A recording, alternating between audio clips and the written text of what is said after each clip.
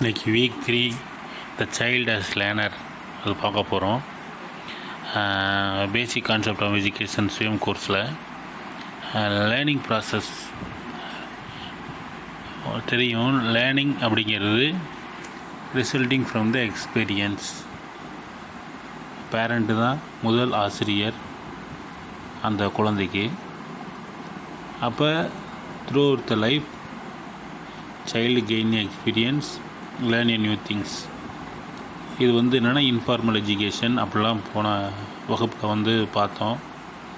அப்போ அதே போல் ஒரு வீட்டில் அந்த குழந்தை கற்றுக்கொள்கிறது. எப்படின்னா ஃபோட்டோஸ், ட்ராயிங் பண்ணுறது. அதன் மூலமாக அந்த குழந்தை என்ன ஆகுது அப்படின்னா கற்றுக்கிறது. அதனுடைய காமன் இன்ட்ரெஸ்ட் என்னன்னு தெரிஞ்சுக்கிறது. அடுத்து பார்த்தீங்க அப்படின்னா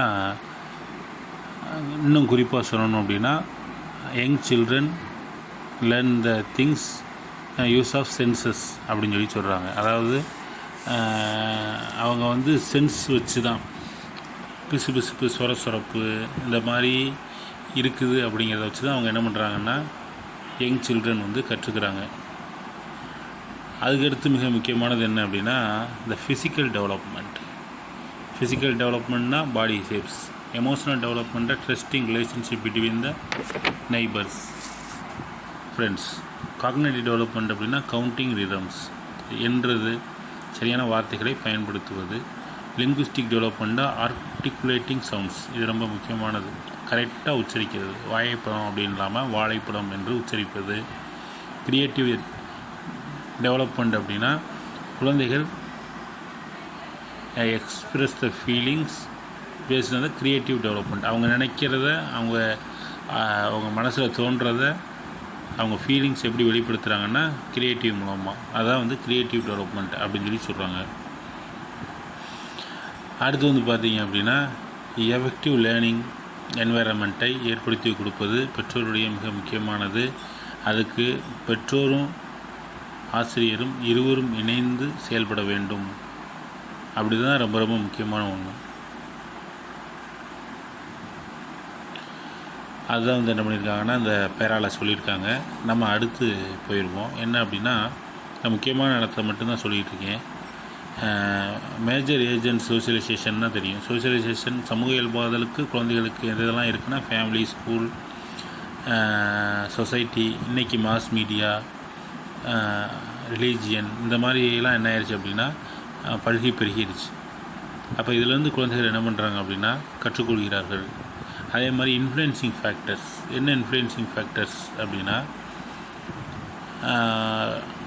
family, type of school, public ஸ்கூலா, ப்ரைவேட் ஸ்கூலா, பியர் குரூப் கம்போசிஷன். அதாவது அந்த குழந்தை யாரோட பேசுது, பழகுது, எல்லாமே இருக்குது. இப்போ நீங்கள் ஸ்கூலில் பார்த்தீங்கன்னா ஒரு 8th மாணவன் 10th மாணவன்கிட்ட பழக்கம் வச்சுருப்பான். அப்போ அந்த மெச்சூரிட்டி அவன்கிட்ட இருக்கும். அவன் என்ன செய்கிறானோ அதையும் அவன் செய்ய முயற்சி பண்ணுவான், இல்லை அவங்களோட சேர்ந்து அதை செய்வான். காரணம் என்னென்னா பழக்க வழக்கம். அடுத்து பியர் குரூப் கம்போசிஷன். அது அதாவது கூடுதலாக இருந்தால் கூட அவங்களோட சேரும்போது அந்த மாதிரியான ஒரு மனப்பான்மை உருவாகுவதற்கு இருக்குது. நல்லதோ கெட்டதோ அது அப்படி தான் உருவாகுது. Expose the mass culture of media, religious application. அடுத்து role of family. Role of ஃபேமிலியில்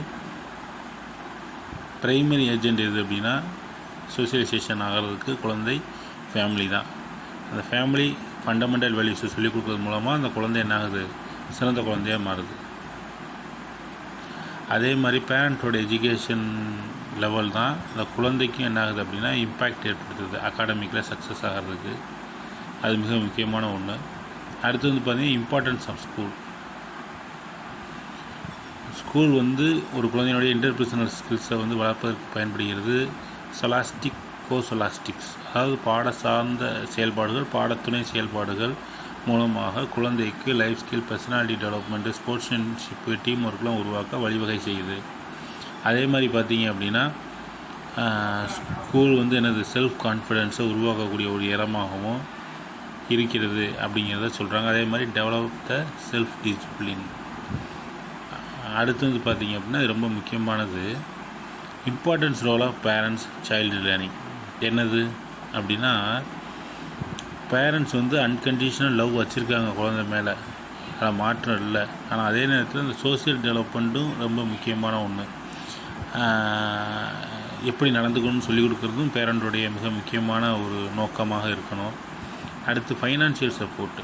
இந்த ஃபைனான்சியல் சப்போர்ட் வந்து ரொம்ப ரொம்ப முக்கியமான ஒன்று. ஏன் அப்படின்னா, குழந்தைகள் எக்ஸ்ட்ரா கரிக்குலர் ஆக்டிவிட்டீஸில் அவர்களை மெருகேற்றி கொள்ள, அவர்கள் மேம்பட்டு திகழ இந்த ஃபைனான்சியல் சப்போர்ட்டு பேரண்ட் வந்து பண்ண வேண்டியிருக்கு. அதில் இருக்கக்கூடிய குழந்தை இன்னும் சிறப்பாக வளர்கிறதுன்னு சொல்கிறாங்க. அதே மாதிரி மாரல்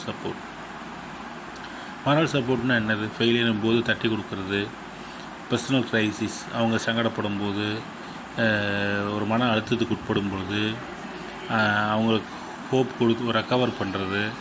அதே மாதிரி இன்னும் சொல்லப்போனால் பேரண்ட்டு டைவர்ஸாக இருக்காங்கன்னா அது ட்ரமெண்டஸ் எஃபெக்டான்னு சொல்கிறேன். பெரிய அளவில் பாதிப்பு ஏற்படுத்துது அந்த குழந்தைக்குங்கிறது தான் சொல்கிறாங்க. அடுத்து வந்து பார்த்திங்கன்னா கைடன்ஸ் அண்டு டைரக்ஷன். பேரண்ட்ஸ் வந்து குழந்தைகளை கைட் பண்ணணும், டைரக்ட் பண்ணணும் அப்படிங்கிறது. அதே மாதிரி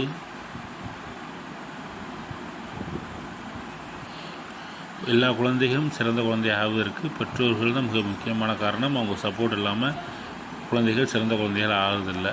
அதே மாதிரி இன்வால்மெண்ட் லேர்னிங். குழந்தைகள் வந்து ஸ்ட்ரென்த் என்ன, வீக்னஸ் என்னங்கிறது தெரிஞ்சிருக்கணும். ஒரு ஆசிரியர் எல்லா மாணவர்கிட்டும் பழகினாலும் கூட ஒரு பேரண்ட்டு தான் அவங்க குழந்தைக்கு என்ன தேவையோ அதை வந்து கற்றுக் கொடுக்க முடியும்,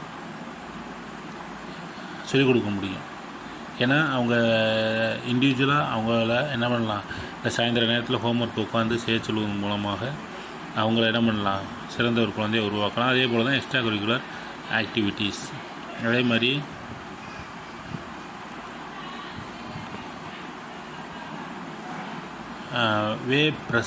பேரண்ட்ஸ் கேன் ஃபோஸ்டர் லேர்னிங் அப்படின்னா ரொம்ப இருக்குது. ரொம்ப சிம்பிளாக சொல்லணும்னா குக் பண்ணும்போது பக்கத்தில் வச்சுக்கலாம்.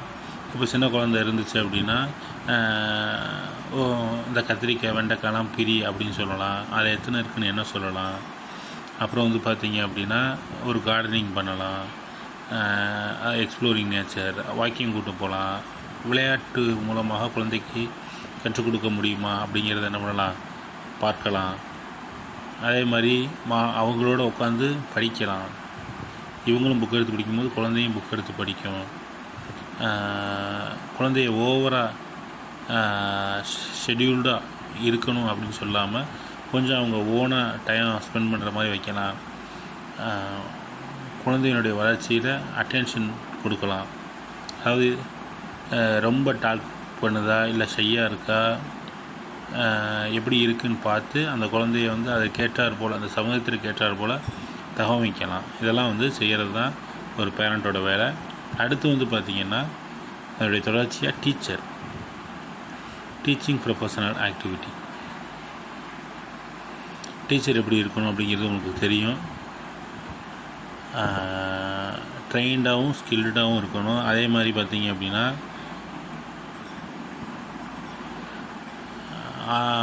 ஆசிரியர் வந்து ஹியூமனிட்டியோடு நடந்துக்கிறணும், நாலேஜாகவும் இருக்கணும், ஹியூமனிட்டியோடையும் இருக்கணும். அடுத்து வந்து பார்த்திங்க அப்படின்னா கேரக்டரிஸ்டிக்ஸ் ஆஃப் ப்ரொஃபஷன். இதில் ரொம்ப இருக்குது. இதில் வந்து என்ன அப்படின்னா ரொம்ப முக்கியமான பாயிண்ட்டை மட்டும் சொல்லியிருக்கோம். இதில் என்ன அப்படின்னா ஒரு ப்ரொஃபஷனலாக அவர் நடந்துக்கிறது தெரியும். ஒரு பள்ளியில், ஒரு கல்லூரியில் ஒரு ஆசிரியர் அங்கமாக இருக்காருன்னா அவர் ப்ரொஃபஷனலாக நடந்துக்கிறது தெரியணும். அது மிக முக்கியமான ஒன்று. அதே மாதிரி பார்த்திங்க அப்படின்னா ஏகப்பட்ட விஷயம் போட்டிருக்காங்க. நம்ம முக்கியமானதுக்கு வந்துடுவோம். பரீட்சையில் போனோட்டால் கேட்ட அந்த கொஸ்டின்ஸை வச்சு தான் நான் ஓரளவு முக்கியமான இடத்துல மட்டும் அழுத்தி சொல்கிறேன். மனிதன் ஒரு சமூக விலங்கு என்று சொன்னவர் யார் அப்படின்னா அரிஸ்டாட்டில். அப்புறம் டீச்சர் எப்படி இருக்கணும் அப்படின்னா மாஸ்ட்ரி ஓவர் கண்டென்ட். அவர் கண்டென்ட்டில் ரொம்ப மாஸ்டராக இருக்கணும். அதே மாதிரி பார்த்திங்கன்னா ஸ்கில்டு பர்சனாக இருக்கணும். Introduction, questioning, probing, reinforcement, illustrating the examples, இதெல்லாம் ஸ்கில்லில் படிக்கிறோம். அப்போ இதெல்லாம் இருக்கணும். பிளாக் போர்டு யூஸ் பண்ண தெரியணும், ஆடியோ விசுவல்ஸ் யூஸ் பண்ண தெரியணும், வெர்பல், நான் வெர்பல் ரீஎன்ஃபோர்ஸ்மெண்ட் எல்லாம் பயன்படுத்த தெரியணும். அதே மாதிரி பார்த்திங்க அப்படின்னா மாணவர்களுக்கு இருக்கக்கூடிய வேறுபாடுகளை, தனியார் வேறுபாடுகளை அறிந்து அதை போகக்கூடியவராகவும் ஆசிரியர் இருக்கணும். ப்ரொஃபஷனல் எத்திக்ஸ் அப்படின்னா ஆசிரியர் வந்து உண்மையாகவும் அன்பாகவும் நல்ல எண்ணங்களோடும் ஹானஸ்ட்டாகவும் இருக்க வேண்டியது அவசியம். அதே போல் அகாடமிக் எக்ஸலன்ஸ், நல்ல ஒரு மாணவர்களை உருவாக்குவது, பர்சனல் டெவலப்மெண்ட், அதெல்லாம் ஆசிரியருக்கு இருக்கணும். அதே மாதிரி இன்டகிரேட்டட் வேல்யூஸ், நான் நடத்துவேன் போவேன் வருவேன் அப்படிங்கிறது இல்லாமல் பாடத்துணை சார்ந்த செயல்பாடுகளை மேம்படுத்திக்கிறது. இப்போ கொரோனா காலத்தில் ஆன்லைன் கிளாஸ்னால் எனக்கு யூஸ் பண்ண தெரியாதுன்னு சொல்லாமல் அதை கற்றுக்கொண்டு மாணவர் பாடம் நடத்துவது, இந்த மாதிரியே மற்ற விஷயங்களையும் கற்றுக்கொள்வது மிக முக்கியம். அடுத்து teacher as a person, class ரூமில் டீச்சர் வந்து எனது ஒரு கைடு பண்ணணும் மாணவர்களுக்கு. Creating learning environment, motivate the students, overcome the difficulties, அவங்க டிஃபிகல்ட்டிலேருந்து வெளிவருவதற்கு ஆசிரியர்கள் ஃபுல்லாக இருக்கணும். அதே மாதிரி teacher as a colleagues, teacher வந்து டைரக்டர் அப்படின்னு பார்த்தோம். டீச்சர் வந்து ஒரு கைடு அப்படின்னு பார்த்தோம். இங்கே வந்து டீச்சர் அஸ் எ கொலீக், மாணவர்களுக்கு ஏதாவது பிரச்சனை இருந்தால் சால்வ் பண்ணக்கூடிய அளவில் என்ன பண்ணணும் இருக்கணும். டீச்சர் இந்த கம்யூனிட்டி, டீச்சர் வந்து ஒரு லீடர்ஷிப் ஸ்கில்லோடு இருக்கணும். அதே மாதிரி பார்த்திங்க அப்படின்னா மக்களோடு பழகக்கூடியவாறு ஏகப்பட்ட விஷயங்கள். இப்போ வந்து எலெக்ஷன் இருந்தால் அங்கே போய் அதில் பங்கேற்று இருப்பாங்க. பப்ளிக் டாஸ்க், மரம் நடுறது, அந்த மாதிரியான ஒரு செயல்பாடுகள் தன்னை ஈடுபடுத்தி கொள்ளலாம். டீச்சர் அஸ் ஏ சிட்டிசன் அப்படின்னா democracy, unbiased objectives of criticism, ஃப்ரெண்டாக, ஃபிலாசபராக, கைடாக, ஒவ்வொரு நபருக்கும் இருந்து கொண்டு தன்னுடைய தனித்திறமையை வளர்த்துக்கொள்வதாக இருக்கணும். அதே மாதிரி மிக முக்கியமான இடம் என்னென்னா teacher is integrated personality. Teacher வந்து என்னது, ஒரு எல்லாம் கலந்த கலவையாக இருக்கணும். எல்லாமே அவருக்கு தெரிந்திருக்க வேண்டும். இதுதான் வந்து பார்த்தீங்க அப்படின்னா இதில் இருக்கிறது. இதில் கொஸ்டின்ஸ் வந்து பார்த்தீங்க அப்படின்னா கேட்டிருக்கிறது 2019 சைல்ட்ஸ் ஃபஸ்ட்டு டீச்சர், இது அடுத்த யூனிட்டு. இது சைல்டு ஃபஸ்ட்டு டீச்சர் யார் அப்படின்னா இதில் இருக்குது பார்த்தீங்கன்னா யார், parents. Best way offering education is அப்படின்னா hands on experience. Young child learn huge amount through the senses. Articulating sound moments, அது வந்து லிங்குவிஸ்டிக் டெவலப்மெண்ட் ஃபஸ்ட்டே பார்த்தோம். Express inner feelings and response freely innovatively is development. Creative தான் என்னது, இண்டிபெண்ட்டாக அவங்க development பண்ணுவாங்க அப்படிங்கிறத நம்ம பார்த்தோம். எல்லாமே ஃபஸ்ட்டே சொல்லியிருக்கு. Making a body shape, strengthen coordinative flex limbs is development is a physical development. கை காலெலாம் நல்லா வளர்ச்சி அடைவது, அது என்ன டெவலப்மெண்ட் நமக்கு தெரியும், physical development. Men is by nature social அனிமல்னு சொன்னது Aristotle. Mastery content be achieved through the என்ன அப்படின்னா ரீடிங் அண்டு டிஸ்கஷன், அதான் இல்லைன்னா ப்ராக்டிக்கலாக இருக்கலாம். நான் செக் பண்ணி சொல்கிறேன். அதேமாதிரி teacher of today requires more integrated பர்சனாலிட்டியாக இருக்கணும். இப்போ கடைசியாக நம்ம பார்த்தோம்.